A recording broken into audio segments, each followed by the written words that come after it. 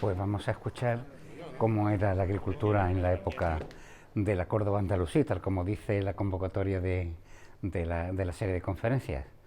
Y en fin, se tienen algunos buenos textos que permiten una gran cantidad de autores, en las que llevamos vistas en algunas conferencias. Se ha puesto de manifiesto que no había mucha información bibliográfica, pero en esta sobra. La verdad es que en 30 minutos para hablar de la agricultura en tiempos de los árabes en Córdoba tiene tarea. Yo me paro después cuando Córdoba ya la conquistan, o sea que realmente no lo extiendo a toda Andalucía, me quedo, afortunadamente hay información como para hacerlo, restringiéndoselo al máximo a Córdoba y bien, pues eso es lo que vamos a hablar, cómo eran, quiénes han sido los autores, así brevemente, los principales, cuál era el tipo de agricultura, qué influencias ha tenido, cuáles eran los inconvenientes de introducción de nuevos cultivos y cuáles eran las ventajas de introducirlos, de dónde venían, las características principales de la agricultura, sobre todo el riego, pero como va a haber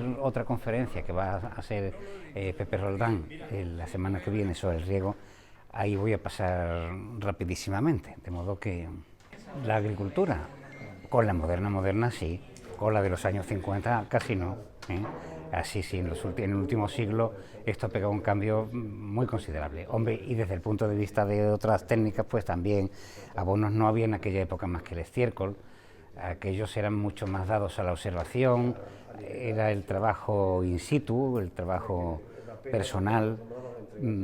Hoy en día se dirigen las fincas de otra manera, o sea, en ese sentido lo de hoy es totalmente diferente, pero que ha llegado a las puertas de nuestra época, sí.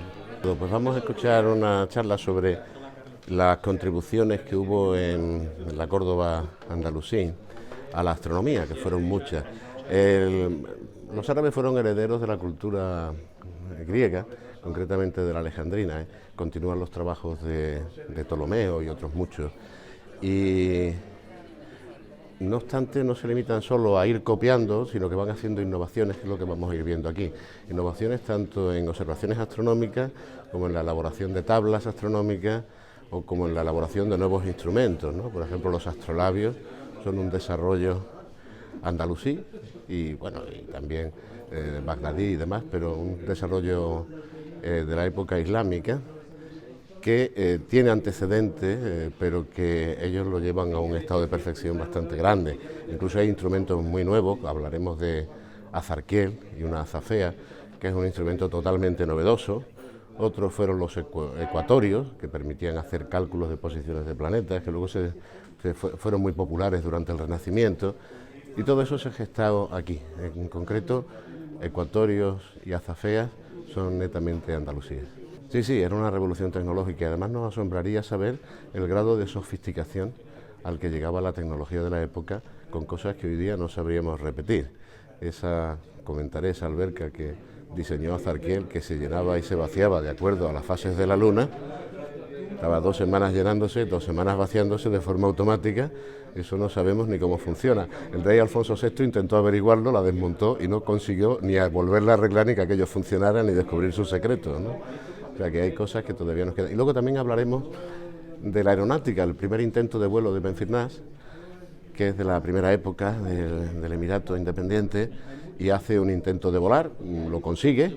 Bueno, se parte las 2 piernas, pero consigue volar durante 10 segundos, estar en el aire con un arnés de madera y un recubrimiento de seda, que de hecho es la primera vez que se tiene constancia cierta de que se usaba la seda ya en Andalucía en aquella época. Pues vamos a estar hablando entre el siglo VIII y el siglo XIII aproximadamente.